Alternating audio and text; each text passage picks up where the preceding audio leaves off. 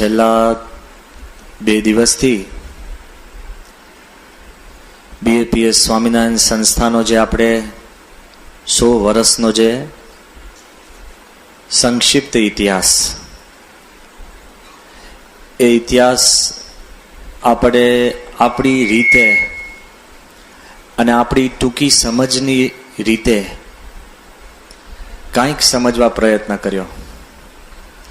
ફરીવાર સૌ હરિભક્તોને આપણે યાદ કરાવીએ કે જે આપણી સંસ્થાની સ્થાપના થઈ એ પૂર્ણ પુરુષોત્તમ નારાયણ ભગવાન સ્વામિનારાયણના દિવ્ય સંકલ્પે. શાસ્ત્રીજી મહારાજે કેવળ સિદ્ધાંત અને ઉપાસના ખાતર, શુદ્ધ ઉપાસના પૃથ્વીનું તળ રહે ત્યાં સુધી ટકી રહે, એની માટે શાસ્ત્રીજી મહારાજે મંદિરો કર્યા. યોગીજી મહારાજે પોતાનો પ્રેમ, વાત્સલ્ય, ભક્તિ, સાધુતા, તેનાથી તમામ મંદિરો ભરપૂર કરી દીધા. હરિભક્તો, બાળકો, યુવાનો નિર્દોષતાથી વ્રત, ઉપવાસ, નિયમ, એના ઊંડા ઊંડા પાયા યોગીજી મહારાજે મૂક્યા. અને યોગીજી મહારાજના આપણે જીવનની અંદર જોયું કે સંપૂર્ણ પોતાનું જીવન શાસ્ત્રીજી મહારાજ પોતાના ગુરુ પ્રધાન. પ્રમુખ સ્વામી મહારાજને જે વિશિષ્ટ લાભ પ્રાપ્ત થયો એ કયો કે શાસ્ત્રીજી મહારાજ અને યોગીજી મહારાજ જેવા 2 ગુરુનું એ સેવન કરી શક્યા. એ લાભ અને તાકાત કંઈક જુદી કહેવાય. એવું કહેવાય છે કે માણસના જીવનની અંદર એક સાચો ગુરુ પ્રાપ્ત થાય ને તો પણ બેડો પાર થઈ જાય. જ્યારે શાસ્ત્રીજી મહારાજે યુવાન પ્રમુખ સ્વામી મહારાજના ખભા ઉપર સંસ્થાનો ભાર મૂક્યો ને, ત્યારે શાસ્ત્રીજી મહારાજે આંબલીવાડી પોળની અંદર યોગીજી મહારાજને કહ્યું કે હું આ સંસ્થાનો ભાર આ યુવાન સંતના ખભે મૂકું છું, તમે તમારા હાથ એના મસ્તક ઉપર મૂકો. શાસ્ત્રીજી મહારાજનો વિશ્વાસ અને યોગીજી મહારાજના આશીર્વાદ. ત્યારે આપણને ખબર પડે કે પ્રમુખ સ્વામી મહારાજમાં જે દિવ્યતા છે, જે ઐશ્વર્ય છે, જે શક્તિ છે, જે કાર્ય શક્તિ છે, એ 2 ગુરુનું જે યથાર્થ પૂર્ણપણે જે સેવન કર્યું હોય ને તો એ શક્તિ ખીલે છે. અનાદિના પુરુષ, સાક્ષાત ગુણાતીત સ્વરૂપ. પણ જ્યારે આપણે સંસ્થાનો ઇતિહાસ જોતા જઈએ ત્યારે ખબર પડે, ગઈકાલે મેં વાત કરી હતી કે એક વાત બરાબર છે, જબરજસ્ત સંઘર્ષ, જબરજસ્ત અસુવિધા, જબરજસ્ત મહેનત અને પરિશ્રમથી જ્યારે શાસ્ત્રીજી મહારાજે સંસ્થાની સ્થાપના કરી, યોગીજી મહારાજે સંસ્થાનો વિકાસ કર્યો, પણ પ્રમુખ સ્વામી મહારાજે તો કમાલ કરી દીધી છે, યુગ પલટો લાવી દીધો. એવું જો તમે ઇતિહાસની દ્રષ્ટિએ જો મૂલ્યાંકન કરવા જાઓ તો સંસ્થાના 100 વર્ષની અંદર જેટલું 70 વર્ષની અંદર જે કાર્યો નથી થયા ને છેલ્લા 30 વર્ષની અંદર પ્રમુખ સ્વામી મહારાજના હસ્તક કાર્યો થયા. એ તો હજુ આપણને સમજાય ન સમજાય. પણ ગઈકાલે જે એક થોડીક વાત કરી હતી કે પ્રમુખ સ્વામીને હાર્ટ એટેક આવ્યા પછી, બાયપાસ કર્યા પછી છેલ્લા 8-9 વર્ષની અંદર જે કાર્યો થયા છે ને એ છેલ્લા 90 વર્ષની અંદર નથી થયા ને એ છેલ્લા 8-9 વર્ષની અંદર કાર્ય. કોઈક એમ કહેવા જાય કે યુવાન છે, શક્તિશાળી છે તો કાર્ય કરી શકે. અરે વૃદ્ધ હોય ને, યુવાનને શરમાવે એવા કાર્ય કરી શકે તો દિવ્ય શક્તિ સિવાય કોઈ એ કાર્ય કરવાને સમર્થ નથી. જેટલા સંસ્થાના ઇતિહાસમાં આપણે ઊંડા ઉતરીએ ને એટલો આપણા અંતરની અંદર એક દ્રઢતા થતી જાય કે આ બધું જ કાર્ય છે ને ભગવાન પ્રધાન છે. આજે જ્યારે વડતાલ ગામ એનું ભજન જ્યારે આપણે શ્રવણ કરતા હતા અને હિંડોળાની વાત હતી કે આંબાની ડાળીએ જ્યારે હિંડોળો સંત અને પરમહંસોએ બનાવ્યો અને ગોમતી તળાવના કિનારે જ્યારે આ ઉત્સવ થતો હતો તો હરિલા મૃતની અંદર આ શ્રીજી મહારાજનો પ્રસંગ આવે છે જે મને યાદ આવ્યો. એ આખા સંપ્રદાયનો સાર રૂપ છે. જ્યારે સંતોએ અતિ પ્રેમની અંદર શ્રીજી મહારાજ માટે આવે જ્યારે હિંડોળો બનાવ્યો અને જ્યારે શ્રીજી મહારાજ પોતે પધારે છે ત્યારે પ્રશ્ન થયો. શું પ્રશ્ન ખબર છે?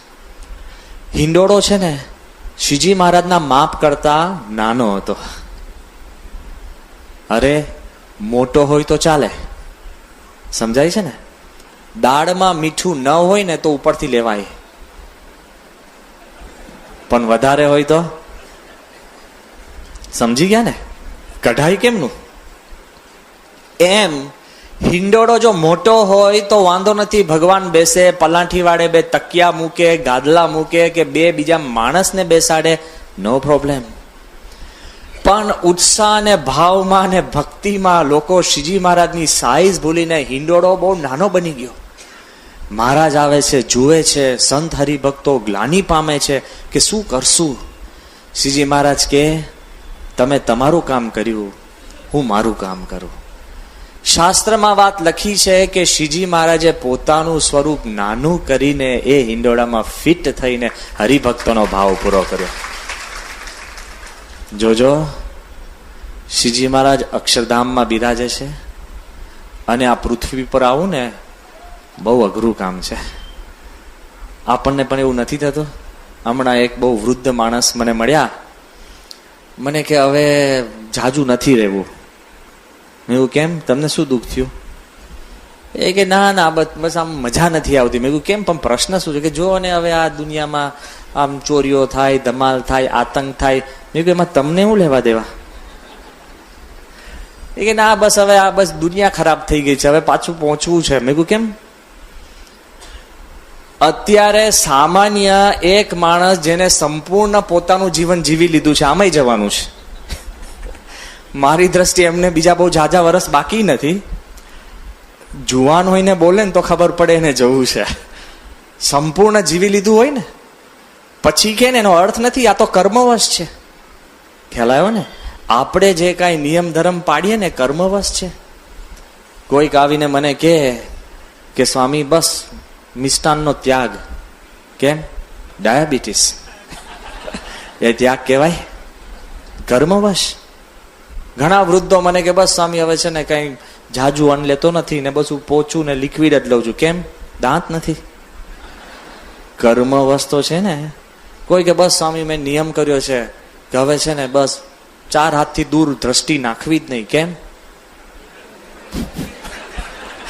જો શીખી ગયા તમે. આપણે જે નિયમ ધર્મ પાડીએ છીએ ને, જે ભક્તિ પણ કરીએ છીએ ને કર્મવશ થઈને કરીએ છીએ. સંજોગો આપણને ઝુકાવતા હોય છે, તેટલા માટે આપણે ભજન ભક્તિ કરતા હોઈએ છીએ. બધું જ હોય અને એનો તમે ત્યાગ કરીને ભક્તિ કરો ને, એ વાત જુદી. શ્રીજી મહારાજ સર્વોપરી ભગવાન છે અને અક્ષરધામમાંથી પૃથ્વી પર આવું ને એટલે શું ખબર છે? અમેરિકાનો પ્રેસિડન્ટ બુશ આવીને સીધું ધારાવી ઝુંપડપટ્ટીમાં ઉતારો કરે. તમે ટકી શકો ઝુંપડપટ્ટીમાં? ફૂટપાથ ઉપર ટકી શકો? હે? જરાય ના ટકી શકીએ. તો ભગવાન સ્વામિનારાયણ અક્ષરધામ મેલીને આ પૃથ્વી પર આવું ને એટલે શું કહેવાય? બ્રહ્માંડનું સ્લમ. તમને જે સુખ આવે છે ને આપણને સુખ આવે છે ને શું? It is the slum of the cosmos. એની અંદર શ્રીજી મહારાજ આવે છે. કેમ? તો મહારાજ જે કહે છે કે અમે હરિભક્તોના ભાવ પૂરા કરવા. ભક્તોના ભાવ તો પૂરા કરે, પણ કોઈ વિરોધ કરે ને એના ભાવ પણ ભગવાન પૂરા કરે. તો તમારા ના મારા તો કરે જ ને. વડતાલ ગામમાં જ ગોમતી કિનારે ઉત્સવ થાય છે.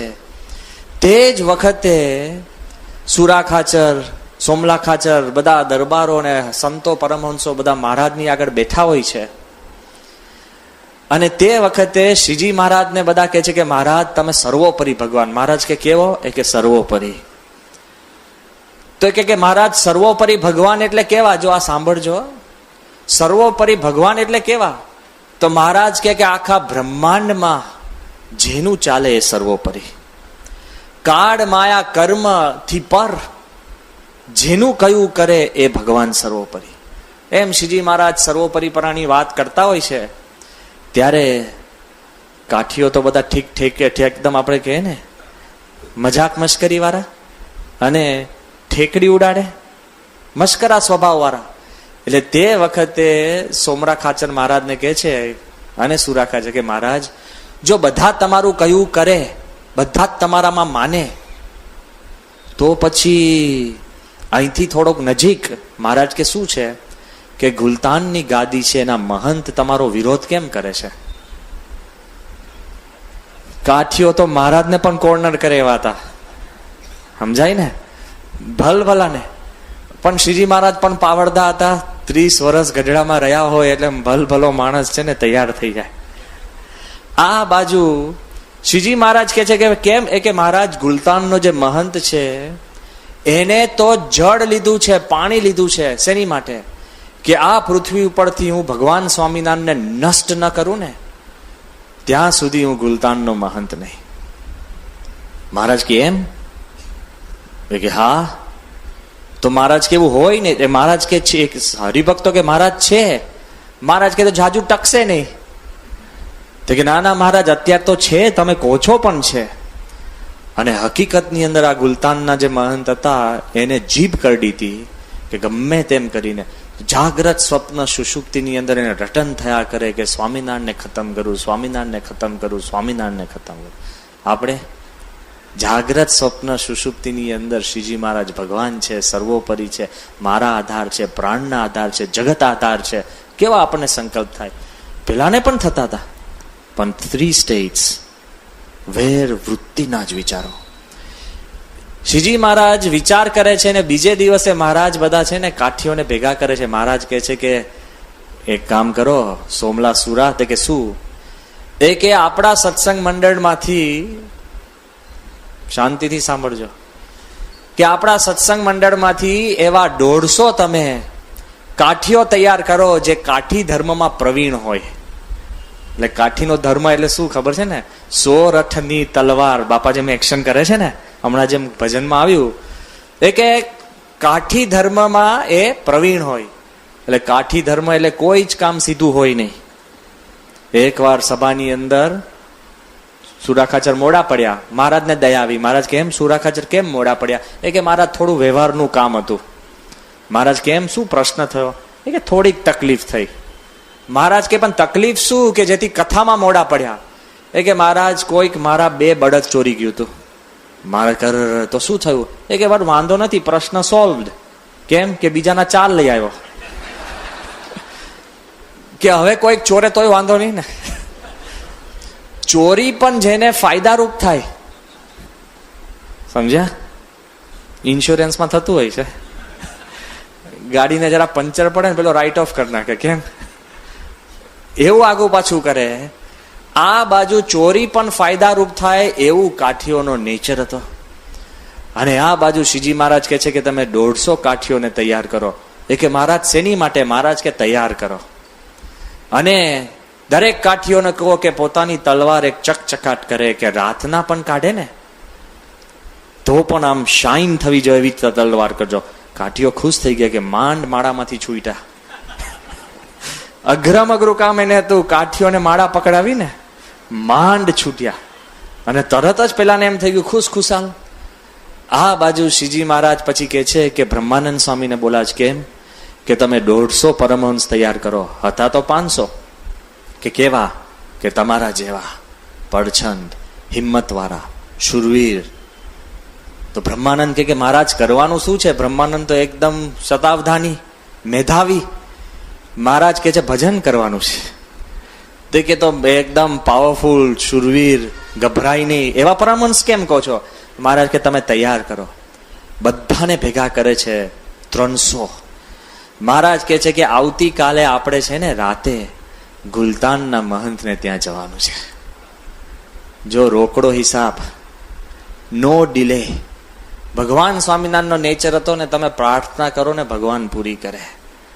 એકવાર ખાલી અમરાપટ કરે, સવારના સ્વામિનારાયણ કરતા, અને ઠંડીનો સમય, જરાક ઠેસ વાગી અને મોટેથી સ્વામિનારાયણ થઈ ગયું કે સ્વામિનારાયણ. તે વખતે ઠંડીના દિવસે મહારાજે ડેલો ખખડાયો અને એને લાગ્યું કે આ સવારના પોરમાં કોણ છે? ને જેવો ડેલો ખોલ્યો અને એને કીધું કે હે મહારાજ તમે પોતે? મહારાજ કે કેમ? કે મહારાજ અત્યારે કેમ? કે તે મને યાદ કર્યો ને. એ કે ઓહો મહારાજ, એ તો મને સવારે ઉઠીને તમારું નામ દેવાની ટેવ પડી છે, મહારાજ કે મને પણ હાજર થવાની ટેવ પડી છે, પણ તું ડેલો ખોલતો નથી હોતો. ભગવાન હાજર થાય જ છે.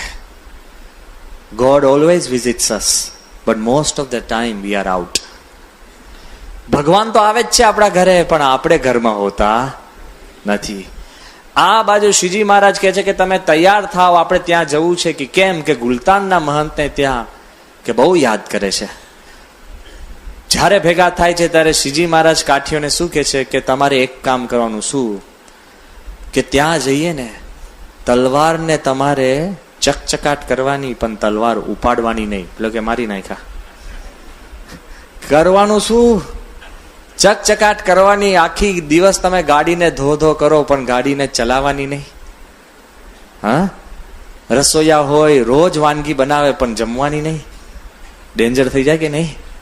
બેંકમાં ધન તમે ભેગું કરો, પણ વાપરવાનું નહીં. જો ટેન્શન થયું કે નહીં? આપણને ખબર છે કે પ્રમુખ સ્વામી મહારાજ પાસે તમામ ઐશ્વર્ય છે, પણ ઐશ્વર્ય વાપરવાનું નહીં. બહુ કફોડી પરિસ્થિતિ થાય. કરી શકો છતાં પણ ન કરો, બહુ જ અઘરું છે. સમર્થકા જરણા. આ બાજુ પરમહંસોને શું કે છે મહારાજ કે તમારામાં પરમહંસ જે હોય એને એક નિયમ. શું? તમે મારી કંઠી પહેરી છે, મારી માળા રાખો છો, પણ તમારે નામ છે ને રામ અને કૃષ્ણનું રટન કરવાનું. આપણે જ્યાં જઈએ ત્યાં સ્વામિનારાયણ બોલવાનું નહીં. એમાં 2-5 પરમહંસો ગભરાઈ ગયા. મહારાજ કે કેમ હલો છો?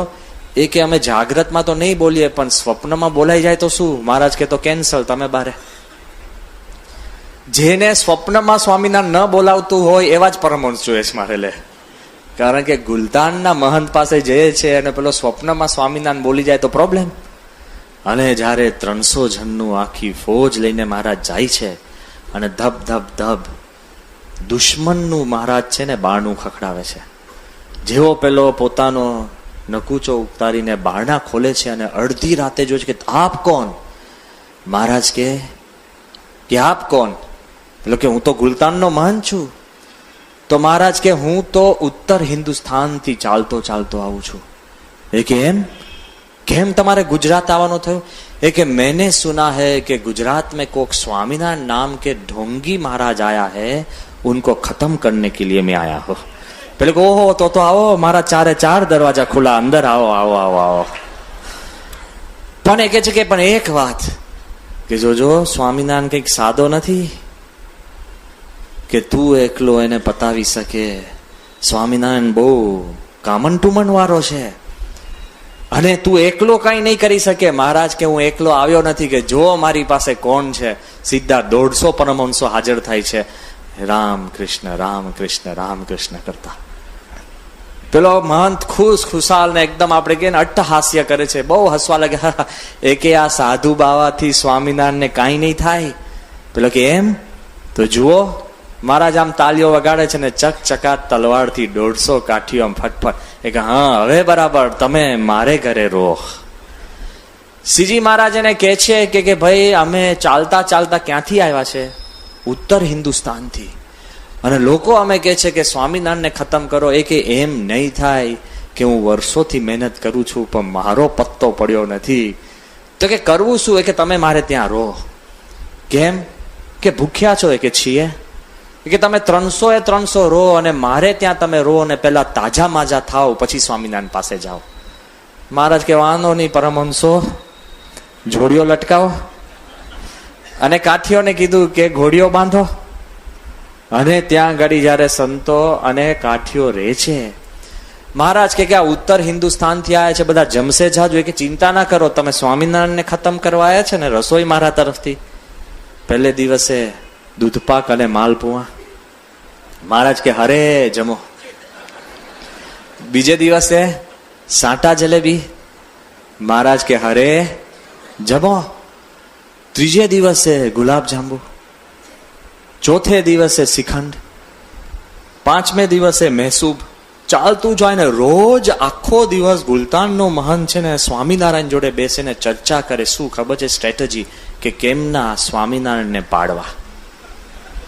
એ કે ધ્યાન રાખજો, આમ કરશે, સમાધિ કરાવશે, આમ કરશે, આંખમાં આંખ પહેરવી નહીં, આ તે, જરા એનું નામ સાંભળવું નહીં, સાંભળે તે દેખાયા કરે છે, અને જૂની જૂની બધી વાતો બધી ભેગી કર. રોજ શ્રીજી મહારાજ છે ને એની જોડે ભેગા કરીને રાતે સ્ટ્રેટેજી ઘડે. એ કે જો સ્વામીના નામ છે ને, પણ મને ખબર છે એની પાસે આવી એક ઘોડી છે. એ કે તને બહુ ખબર છે? એ કે હું મારો અભ્યાસ ફૂલ રિસર્ચ કરીને આવ્યો છું. એ કે આમ છે તો આમ કરશું, આમ છે તો આમ કરશું, આમ છે તો આમ કરશું, એમ થોડોક ચમત્કાર પણ મહારાજે દેખાડ્યો. એ કે તું બરાબર છે. 7 દિવસ જમ્યા ને પછી મહારાજ પરમહંસોને કહે છે કે હવે ઘણું થયું. અને 7 દિવસ સ્વામિનારાયણને સખત પેટ ભરીને ખુદ ભગવાન સ્વામિનારાયણે ગાળો દીધી. પેલો ખુશ થાય, રાજી થાય. મહારાજે કીધું કે રાતના પરમહંસો તમે નીકળી જજો, અને મહારાજ કહે છે કે કાઠીઓ તમે રહેજો, પણ યાદ રાખજો મેં તમને જે નિયમ આપ્યો છે કે તલવાર ઉગામવાની નહીં. વાંધો નહીં. રાતના મહારાજ કહે છે પેલા મહંતને કે હવે હું જાઉં. એ કે જાઓ. એ કે શું કરશો? તો કે બધું જ મને ખ્યાલ છે, તે મને પાઠ ભણાવ્યા છે, એ પ્રમાણે હું કામ કરીશ, કોઈ વાંધો નથી. ધીરે રહીને નીકળતા હોય છે ત્યારે શ્રીજી મહારાજ એને કહે છે કે જેને જેને મને મોકલ્યો, જે ઈશ્વરથી, જે બધા મોટા મહંત, એના બધાના ગુરુઓ અને દેવોને આપણે યાદ કરી દઈએ ને પછી આપણે નીકળીએ. પેલો કે બરાબર છે. એટલે પહેલી બધી જય શરૂ કરી. રામ, કૃષ્ણ, સનાતન દેવ, નાની મોટા દેવ દેવતાઓની જય બોલાવતા ગયા. જે ઉત્તર હિન્દુસ્તાનમાં જેટલા દેવ દેવતા હતા બધાના શ્રીજી મહારાજ જય બોલાવતા ગયા. એકદમ વચમાં શ્રીજી મહારાજ બોલ્યા કે સ્વામિનારાયણ ભગવાન કી. પેલા એ બોલ્યો કે જય. પેલો કે ભાઈ શું થઈ ગયું? મહારાજ કે જેને તું મારવા ફરે છે ને એ 7 દિવસથી તારે ત્યાં જમે છે, તું શું મારી શકવાનો તો સ્વામિનારાયણ? પેલાનું મોઢું ખુલ્લું. મહારાજ કે ઘોડી તૈયાર કરો. ને પેલો એટલો બધો ડઘાઈ ગયો કે અરે યાર શું થઈ ગયું, મૂંઝવણમાં ને ડિપ્રેશનમાં જતો રહ્યો. અને શ્રીજી મહારાજ આરામથી એને ત્યાંથી મહારાજ નીકળીને જતા રહ્યા. રસ્તામાં જતા જતા જયારે એને પરમહંસો અને કાઠી હરિભક્તો પૂછે છે કે મહારાજ આને ત્યાં આપણે ગયા, તમે ત્યાં ગયા અને આટલું બધું ત્યાં એની રસોઈ જમ્યા? મહારાજ કે મારું વચન છે કે જે મને ભજે તેનું પણ કલ્યાણ કરું, અને જે મને વેર ભાવે ભજે એનું પણ કલ્યાણ કરું. જે વ્યક્તિ મદદ કરે સંસ્થાને એનું પણ કલ્યાણ, અને જે વિરોધ કરે એનું પણ કલ્યાણ. આપણો જે સંપ્રદાય છે એ સર્વ જીવ હિતાવહ. સર્વ જીવ હિતાવહ. એકવાર યોગીજી મહારાજ આફ્રિકા હતા, અને આફ્રિકાની અંદર યોગીજી મહારાજ ત્યાં માંઝા હતા. એક સંન્યાસીનું ત્યાં પ્રવચન હતું, અને યોગીજી મહારાજનું આસન ઝાડને ટેકે અડાડીને બેઠું હતું. અને તે ઝાડની અંદર એવા જબરજસ્ત ભયંકર લાલ મકોડા યોગીજી મહારાજના શરીર ઉપર ચડી ગયા, ધોતિયામાં ચડી ગયા. લાલ મકોડા એટલે ભયાનક, ચટકો ભરે ને આખો પગ રહી જાય એટલા બધા ભયંકર. આફ્રિકાના ગુજરાતીમાં કહેવત છે ને કે મૂરખ, મગર અને મકોડો મરે પણ મૂકે નહીં. મગર ના મૂકે, અને જે ન મૂકે એ મૂરખ. સમજી ગયા ને? આપણે નક્કી નહીં કરવાનું, રિવર્સ નક્કી કરજો. જયારે ઝઘડો થાય અને મુકાય જ નહીં તો શું સમજવાનું? હા, આપણે મૂરખની આપણે છે ને આપણે પેલા મીટર ઉપર પહોંચી ગયા આપણે, જો ન મુકાય તો. આ બાજુ વાત એમ બને છે યોગીજી મહારાજને જબરજસ્ત મકોડા ચટકી ગયા, અને તે વખતે ઈશ્વર સ્વામી જય, સેવકોએ જય, બધા ધોતિયામાંથી મકોડા કાઢ્યા. અને બીજે દિવસે યોગીજી મહારાજ કથામાં વાત કરતા હતા. બાપા કે આ દેશની અંદર જે રે એનું કલ્યાણ, અમે જે વિક્ટોરિયા લેક ઉપરથી પસાર થયા એમાં જેટલી માછલીઓ એનું કલ્યાણ, ને ઉપર જેટલા પક્ષીઓ ઉડે એનું કલ્યાણ, ને આમ તેમ યોગીજી મહારાજ બધી વાત કરતા હતા. એ દરમિયાન યોગીજી મહારાજના પાગની અંદર ઝાડ ઉપર ડાળ ઉપરથી બેઠેલું એક પક્ષી ચરક્યું. બાપા કે પાગમાં ચરક્યું એનું પણ કલ્યાણ લે. આપણે તો પાગમાં ચરકે ને તો સીધો પથ્થર લઈએ. સમજી ગયા ને? આપણા મનની અંદર બિચારા પક્ષીને ક્યાં ખબર તમે ત્યાં પાગ મૂકી છે? એ તો ચરકવાનો હતું, તમે પાગ ખોટી જગ્યાએ મૂકીને. ખ્યાલ આવ્યો ને? આ બાજુ યોગીજી મહારાજ એટલા બધા નિર્દોષ, પણ એ જ વખતે યોગી મહારાજે કીધું કે જે ગઈકાલે મકોડા હતા ને એનું પણ કલ્યાણ. બધા કે બાપા એ મકોડાએ તો સત્પુરુષનું લોહી લીધું, એનું કેમનું કલ્યાણ? બાપા કે એનું એમ કલ્યાણ કે કોઈ દી ન સટક્યા હોય ને એવા સટક્યા એટલે એનું કલ્યાણ. લે, આપણો જે સંપ્રદાય છે ને, સર્વ જીવ હિતાવહ, એ જે યોગીજી મહારાજના વખતમાં, એ જે શાસ્ત્રી મહારાજના વખતની અંદર, એ જ પ્રમાણે પ્રમુખ સ્વામી મહારાજના વખતની અંદર પણ સ્વામીએ જે સંપ્રદાયને જ્યાં મૂકી દીધો ને, બધાને અપનાવીને જે આગળ આપણો સંપ્રદાય પહોંચાડી દીધો, તો અત્યારે BAPS ને સ્વામીએ ક્યાં ક્યાં દુનિયાની ફલક ઉપર મૂકી દીધો. યાદ કરજો, ખાસ વાત એ જ તપને કરવાની કે જે આપણા સંપ્રદાયની જે વાતો થાય છે, જે જગ્યાએની વાત થાય છે, તો 2007ની સાલની અંદર, 2008ની સાલની અંદર કે જે યુગ પલટો આવી ગયો ને, એ આપણા મનની અંદર જયારે વિચારશું ને, ત્યારે આપણા અંતરની અંદર કેફ આવશે. શ્રીજી મહારાજના વખતની અંદર બ્રાહ્મણો અને અન્ય પંથના માણસો સ્વામિનારાયણ સંપ્રદાયને ધર્મ તરીકે પણ સ્વીકારવા તૈયાર નહોતા. બરાબર? પણ જયારે ધર્મ તરીકે સ્વીકારવામાં આવ્યો ને, ત્યારે શાસ્ત્રી મહારાજના વખતની અંદર, હજુ યાદ રાખજો કે વડતાલની અંદર માધવ તીર્થ કરીને એક સંન્યાસી આવ્યા હતા, છેક બનારસથી, શું ચર્ચા કરવા કે સ્વામિનારાયણને હિન્દુ ધર્મ કહેવાય કે નહીં, વૈદિક ધર્મ કહેવાય કે નહીં. હવે તે વખતે માંડ ચર્ચા ને બધું કરીને ત્યારે બધાએ નક્કી કર્યું કે એને વૈદિક ને હિન્દુ ધર્મ કહેવાય. હજુ યાદ કરજો કે શાસ્ત્રી મહારાજ જયારે છૂટા પડ્યા તે વખતે ઈષ્ણવ કોર્ટમાં કેસ કરવામાં આવ્યો હતો જૂના સંપ્રદાય દ્વારા કે અક્ષર પુરુષોત્તમ સંસ્થાને સ્વામિનારાયણ કહેવાય કે નહીં. અત્યારે પ્રમુખ સ્વામી મહારાજના યુગની અંદર દુનિયાના ખૂણે ખૂણે જાઓ અને બધાના મનમાં એમ જ થાય કે પ્રમુખ સ્વામી મહારાજ એ જ સ્વામિનારાયણ સંપ્રદાય. ભેદ રેખા ટળી ગઈ. જે વિરોધ કરતા હતા એના મનમાં પણ એમ થઈ ગયું કે આમાં આપણે ભળવામાં વાંધો. જ્યારે દિલ્હીનું અક્ષરધામ થયું ને, તે વખતે આ અમને જે રાજધાનીની જે ટ્રેન છે અમદાવાદથી દિલ્હી જાય છે, એના TCOએ આ વાત કરી છે. આ જરાય બનાવટની વાત નથી. એ કે અત્યાર સુધી જે વખતે કોઈ પણ સાધુ સંતોને પૂછો ને, તો બધા છૂટું કહેતા. કેમ કે તમે સ્વામિનારાયણ કેવા? તો કે આ સ્વામિનારાયણ, આ સ્વામિનારાયણ, આ સ્વામિનારાયણ, જૂના સંપ્રદાયના, નવા આ સંપ્રદાય, એ બધું જુદું જુદું કે. એ કે આ દિલ્હી અક્ષરધામ થયું પછી બધાને ખબર પડી કે એ અક્ષરધામના નામે શું કામ થાય છે કે ટિકિટ ન હોય, જગ્યા ન હોય. અમે કેટલાય જૂના મંદિરના સંતોને પૂછ્યું કે તમે અક્ષરધામ વાળા? હે કે હા, અમે અક્ષરધામ વાળા, પૈસા જગ્યા મળે તો સારું. લે, ન હોય તે પણ કેવા મંડે તો આપણે છીએ એ કેમ ના કેવું જોઈએ? બી પ્રાઉડ. જેને સંપ્રદાયના આપણે છીએ તો બી પ્રાઉડ ઓફ ઇટ. આપણને અસ્મિતા હોવી જોઈએ. જ્યારે અમૃત મહોત્સવ મુંબઈની અંદર ચાલતો હતો ને થતો હતો, તે વખતે ઓલ ઇન્ડિયા મેડિકલ કાઉન્સિલના જે પ્રમુખ ડોક્ટર નરસિંહ રાવ એ પોતે આવ્યા હતા. સ્વામીના દર્શન કરવાની એમને ઘણી તાલાવેલી, અને બાપાના દર્શન કરીને તે વખતે એકદમ પ્રેમથી બોલ્યા કે સ્વામી, आपकी जो साउथ में जो मेडिकल कॉलेज बन रही है, तो आपका नाम था, आपका नाम लेकर सब आए, तो हमने बड़ी खुशी से, प्रेम से, विश्वास रख के उनको हमने लाइसेंस दे दिया. સ્વામી અમારી સામે જોવા લાગે, બાપા કે આપણી સાઉથ ઇન્ડિયામાં કોઈ મેડિકલ કોલેજ થતી નથી. મને એમ ચિંતા થઈ કે ખરેખર થતી નથી તો આપણે શું કરશું. અને હું કંઈક બોલું એ પેલા સ્વામીએ મને શાંત કર્યો. પછી આપણને ખબર પડી કે અમુક લોકો ભાવનાવાળા હશે, પણ એ જ્યારે આ લોકો પાસે ગયા અને કીધું કે ભાઈ અમે તો BAPS સંસ્થાના અનુયાયીઓ છે, અમે સારા છે, તો અમને મેડિકલ કોલેજ માટે પરવાનગી આપો. નથી એ કે છે તો એ સારા થઈ જતા હોય, આપણે છીએ તો કહેવામાં શું વાંધો છે? વિચાર કરજો, સ્વામીના મનની અંદર જે ભાવના છે કેટલી દૂર. ક્યાં ક્યાં સંપ્રદાયને સ્વામીએ મૂકી દીધો કે અત્યારે જે સ્વામિનારાયણ સંપ્રદાયમાં બધાએ સ્વીકાર્યું કે સ્વામિનારાયણ ધર્મ છે, સંપ્રદાય છે, અને હિન્દુ સંપ્રદાય છે, અને BAPS સંપ્રદાય છે, એ પોતે સ્વામિનારાયણનું અસલી સ્વરૂપ છે.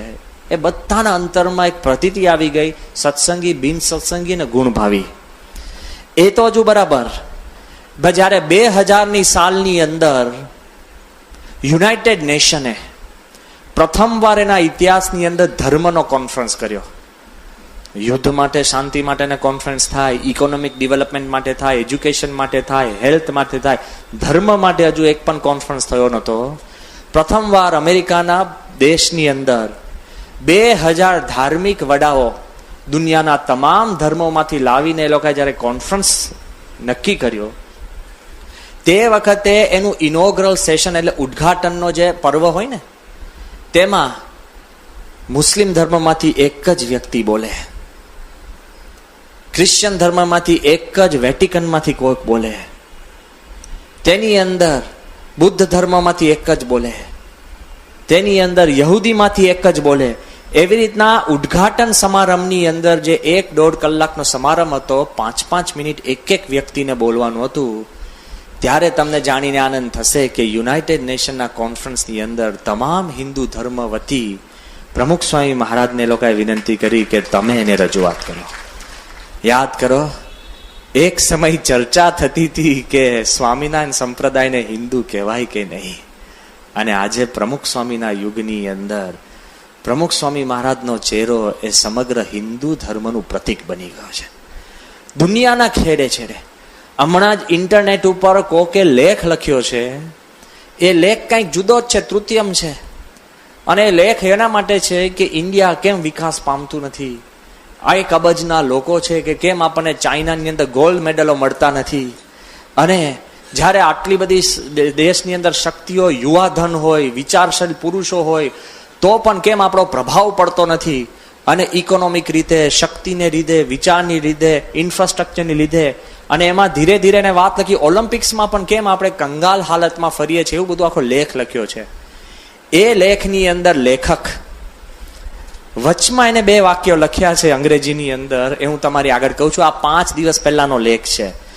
એ કે મને એમ લાગે છે કે ચાઇના ઉપર કે દુનિયામાં આપણે જો ચાઇનાની અંદર અત્યારે પ્રભાવ ઊભો કરવો હોય ને, તો એક વાત આપણે કરીએ. શું કે અત્યારે આપણે સ્પોર્ટ્સમાં કે કશાની અંદર આપણે કોઈ માણસો કે ઇકોનોમિક રીતે કોઈ માણસો મૂકવાની જરૂર નથી. કે મને લાગે છે આપણે શ્રી રવિશંકર, માતા અમૃતાનંદ અને પ્રમુખ સ્વામી જેવા સંતોને ચાઇના મોકલીશું ને તો આપણે કંઈક જીતીને આવીશું. કે એટલીસ્ટ ધર્મને માટે ભાવના થઈને આવશે. એ સિવાય દુનિયાની અંદર આપણે કોઈ રીતે પ્રભાવ પાડી શકીએ એમ છે. જો ધર્મનો પ્રભાવ છે, સંસ્કૃતિનો પ્રભાવ છે, એ પ્રભાવના અત્યારે પ્રતિક રૂપ પ્રમુખ સ્વામી મહારાજ અને BAPS સંસ્થા થઈ ગઈ છે. એ તો હજુ બરાબર. જ્યારે રેમન વિલિયમ્સે હિન્દુ ધર્મ પર પુસ્તક લખવાની શરૂઆત કરી, ત્યારે એમણે બહુ જ વિચારીને એવું લખ્યું, ન્યૂ ફેસ ઓફ હિન્દુઇઝમ, એટલે BAPS સ્વામિનારાયણ સંસ્થા. પણ હમણાં જ ગઈ સાલ જેક્સનવિલની અંદર પ્રમુખ સ્વામીની હાજરીની અંદર 10,000 યુવા યુવતીઓની શિબિર થઈ. બધા જ ભણેલા ગણેલા, કોઈ વકીલો, કોઈ ડોક્ટરો, કોઈ એકાઉન્ટન્ટ, કોઈ કંપની સેક્રેટરી, કોઈ નાની મોટી ફેક્ટરી અને આના આગળ ચડતા CEO, એવા 10,000 યુવાનો જ્યારે સ્વામીની હાજરીમાં ભેગા થયા ને, ત્યારે એક સંસ્થા અમેરિકામાં છે, HAF, હિન્દુ અમેરિકન ફાઉન્ડેશન. એ સંસ્થા હિન્દુ ધર્મના હિત માટે એ આગળ લડતી હોય છે. એ સંસ્થાના યુવાનો જ્યારે આ કન્વેન્શનની અંદર આવ્યા ને, જે તમામ અમેરિકાના રહેતા હિન્દુઓનું હિત રક્ષણ કરતી હોય છે સંસ્થા, એના સ્થાપકોએ શું કહ્યું ખબર છે? કે આ પહેલી વાર મેં આવું એકદમ સુદ્રઢ હિન્દુઓના, પ્રેક્ટિસિંગ હિન્દુઓ, એનું આવું સંમેલન જોયું. તો મને અત્યારે એવું લાગે છે કે BAPS સંસ્થા એ ન્યૂ ફેસ ઓફ હિન્દુઇઝમ નથી, it is the real face of Hinduism. 80% જે હિન્દુ ધર્મ પડાતો હોય છે એ પ્રમુખ સ્વામી મહારાજની નિશ્રાની અંદર લોકો ધર્મ પાડે છે. ખાલી કહેવાતા નહીં, બિલોંગર્સ નહીં, પણ બિલીવર્સ. જો એ તમે અંતરની અંદર રાખશો તો કોઈ દિવસ વાંધો નહીં આવે. પણ પ્રમુખ સ્વામી મહારાજે તો એનાથી પણ પર સંપ્રદાયને મૂકી દીધો. આપણે વારંવાર કહીએ છીએ કે પ્રમુખ સ્વામી BAPS સંસ્થાના છે, પણ જે સત્સંગી નથી ને, એ તો એમ કે છે કે પ્રમુખ સ્વામી તો અમારા છે. સંપ્રદાય અને ધર્મના કેટેગરીનાથી પણ પર સ્વામીએ સંપ્રદાયને મૂક્યો. પ્રમુખ સ્વામી એ કંઈક પર તત્વ છે, એટલા પવિત્ર સંત છે. એ ખબર પડશે કે ગયા વખતે અમારે મિડલ ઈસ્ટની અંદર જ્યારે જવાનું થયું તો ત્યાં ડોક્ટર ફૈઝલ જીરા કરીને છે. એ પોતે શિયા મુસલમાન, પ્રોફેટ મોહમ્મદના વંશાવલીની અંદર પોતે આવે છે અને પોતે આખા બહરેઇનની અંદર સારામાં સારું જે હોસ્પિટલ છે, ઇન્ટરનેશનલ હોસ્પિટલ, એના પોતે ચેરમેન, સ્થાપક અને માલિક છે. આ ડોક્ટર જીરાએ અમને વિનંતી કરી કે તમે અમારી હોસ્પિટલમાં આવીને પ્રવચન કરો. અમે કીધું કે ચાલો જઈએ. અને પ્રવચન કરવા અમે ગયા ને, લગભગ 200 જેટલા ડોક્ટરો બેઠા હતા. ધીરે રહીને આવીને મને આપણા હરિભક્તોએ કીધું કે સ્વામી હું તમને એક વાત કરું, તમે પ્રવચન શરૂ કરો એ પહેલા. મેં કીધું શું? કે આ જે 200 ડોક્ટરો બેઠા છે ને, એમાં 190 ડોક્ટરો છે ને ચુસ્તપણે રૂઢિચુસ્ત શિયા મુસલમાન છે. મેં કીધું પતી ગયું. એ કે સ્વામી જરા પણ મૂર્તિની વાત ના કરતા, એકદમ સાવચેતીથી વાત કરજો, સામાન્ય મૂલ્યની સારી વાત, સારા થવું એવી વાત કરજો, ધર્મ અને શાસ્ત્રની બહુ વાત ના કરતા. આપણે અક્ષરધામની કદાચ થોડીક વાત કરીએ પણ બહુ ઝાજી વાત ના કરતા. હરિભક્ત બધા ન કરતા એટલું બધું થયું, પછી કરવાનું શું? સમજી ગયા ને? કોઈક સ્વામિનારાયણનો સત્સંગી થાય ને, એ શું કે ખબર છે? સ્વામી અહીંયા મેક્સિમમ લિસ્ટ તો ન કરવાનું છે. એકાદશી દિવસે આ ન ખવાય તો ખાવાનું શું?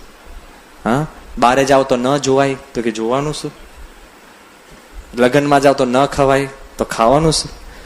જો ધીરે બોલાય, ગાળો ન બોલાય તો કરવાનું શું? ઊંચે સાદે ન બોલાય તો કરવાનું. આપણને લાગે ન કરવાનું.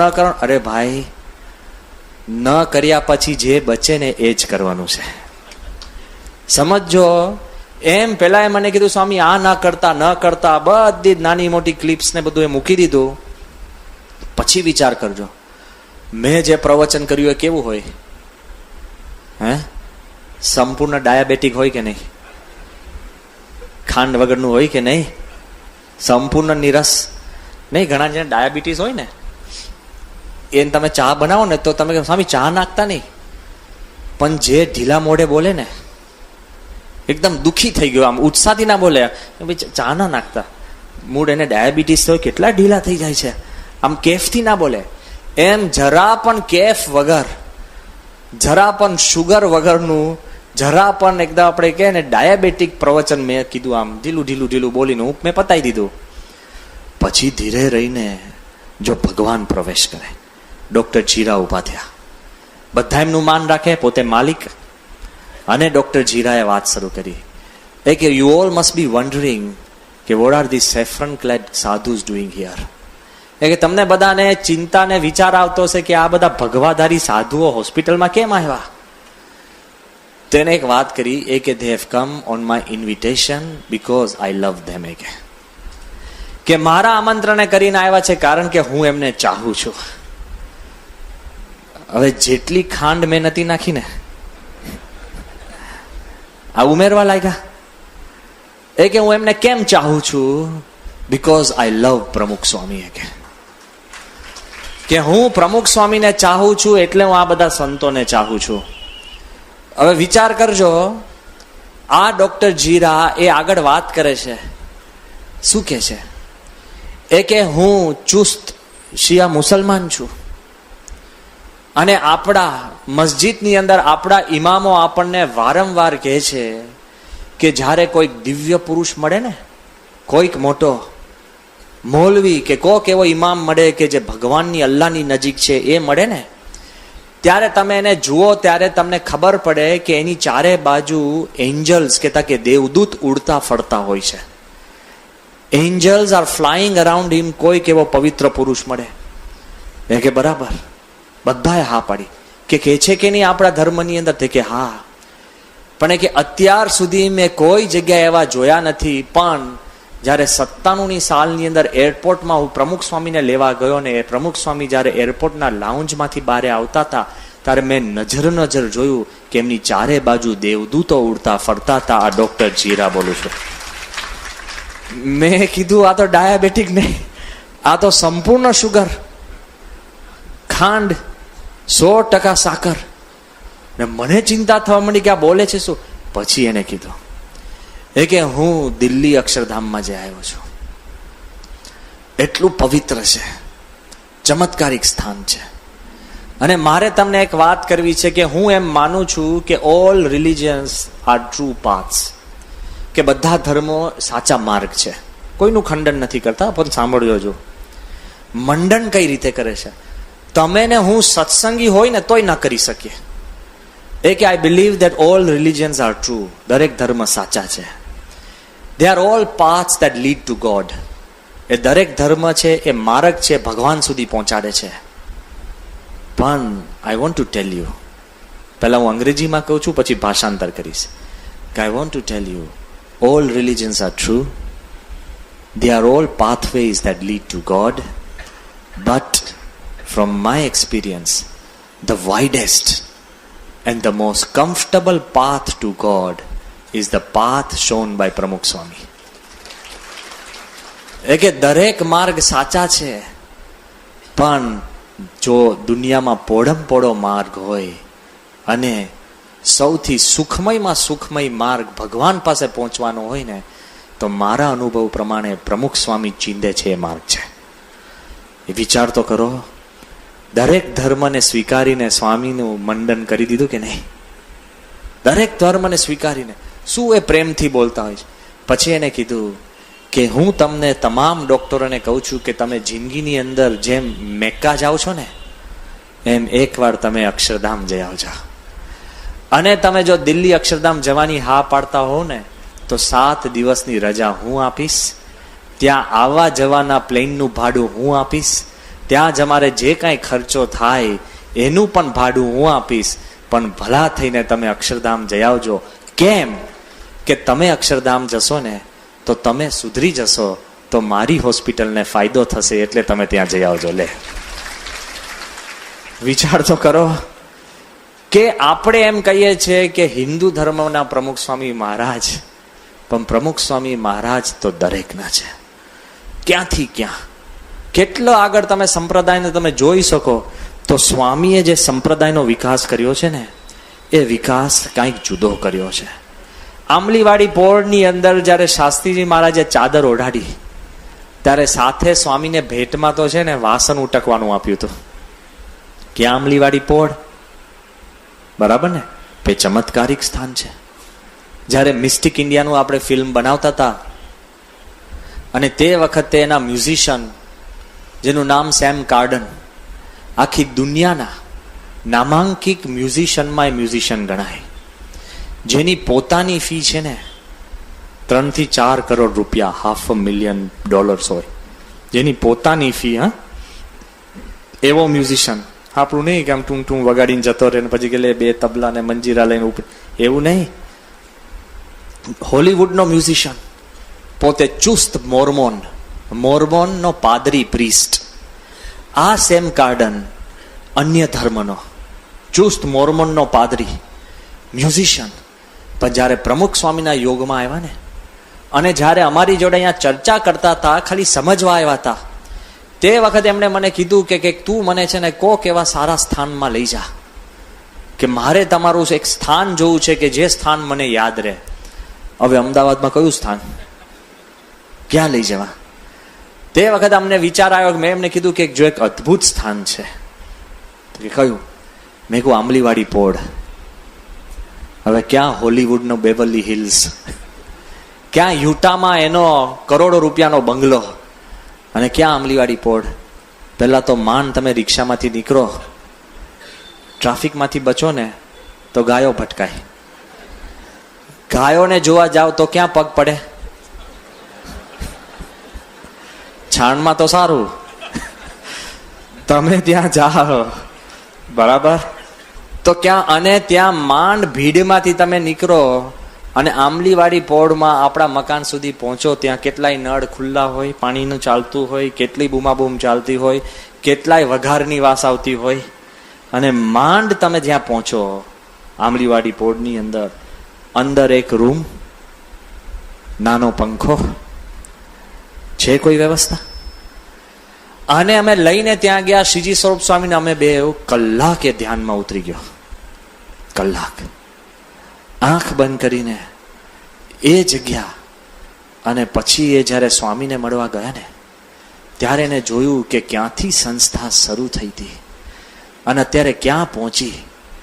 આપણા બાપ દાદા જો ટાટા બિરલા હોય ને અને પછી તમે કહો કે હું બીજી ફેક્ટરી કરું છું ને, એ થઈ શકે. પણ આપણા બાપ દાદાના ભાગ્યની અંદર જો માધુપુરા બેંક હોય અને તમે કહો અત્યારે મેં કરોડોનો ધંધો સારો કર્યો, તો તમે શૂરવીર કહેવાય. જ્યારે આને જોયું કે પ્રમુખ સ્વામીને વરણી થઈ એક સામાન્ય નાના સ્થાનની અંદર, અને અત્યારે પ્રમુખ સ્વામીએ જે સંપ્રદાયને આખી દુનિયાની ફલક ઉપર મૂકી દીધો છે, તો દિવ્ય શક્તિ સિવાય આ બની જ ન શકે.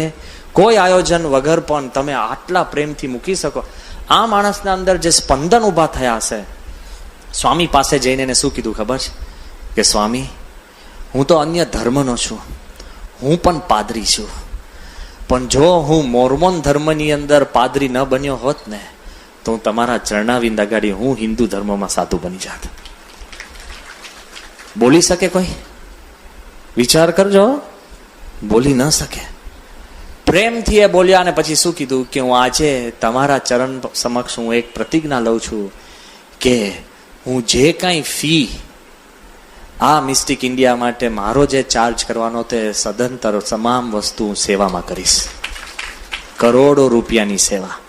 એ તો હજુ ઠીક છે, આપણે સેવા કરીએ ને તો કરીએ ખરા, પણ કચવાતા મને અરે બહુ થઈ ગઈ, થોડીક ઓછી હોત તો સારું. હા, પછી સીધી ચિંતા થાય કે પછી કોઠારીને મળીશ તો નવું માંગશે તો અરે ભગવાન દેશે. હું એવું નથી કહેતો કે ગાંડાની જેમ આપો, એવું નથી. વિવેક રાતથી, આનંદથી, ખુશીથી તમે જે કંઈ આપો એ રાજીપાનો. પણ આ માણસ તો બહારનો માણસ છે, યાદ કરજો. એને ક્યાં શિક્ષાપત્રી વાંચી છે કે 10મો ભાગ આપજો? એને ક્યાં મહારાજની આજ્ઞા ખબર છે? એને ક્યાં ખબર છે કે કોણ કેટલી સેવા કરે છે? બહારનો માણસ. એ સ્વામીને શું કહે છે કે સ્વામી, એક બીજો મારા મનમાં વિચાર આવે છે કે શું, કે તમારા સંતો કે હરિભક્તો જેટલા અમેરિકા આ મ્યુઝિક કમ્પોઝ કરવા માટે આવે ને, એ તમામની આવવા જવાની ટિકિટ હું આપીશ.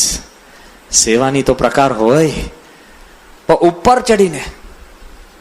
અને એને કીધું કે તમારા યુવકો જે કોઈ અમેરિકામાં રહેવા આવે ને, એ તમામ મારા ઘરે રહે અને જમવા કરવાનો અને રહેવા કરવાનો પણ ખર્ચો હું આપીશ. એવી રીતે મારે મ્યુઝિક બનાવવું છે, પછી સારું મ્યુઝિક થાય. જો મિસ્ટિક ઇન્ડિયાનું તમે મ્યુઝિક સાંભળશો ને તો કેટલું સારું છે.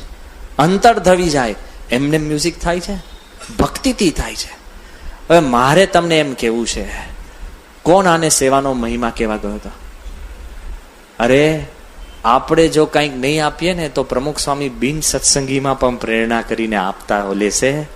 આપણે આપીએ આપણા ભાગ્ય છે એમ સમજીને આપશું તો પ્રમુખ સ્વામીએ જે સંપ્રદાય ઊભો કર્યો છે એ તમામ લોકો માટે છે.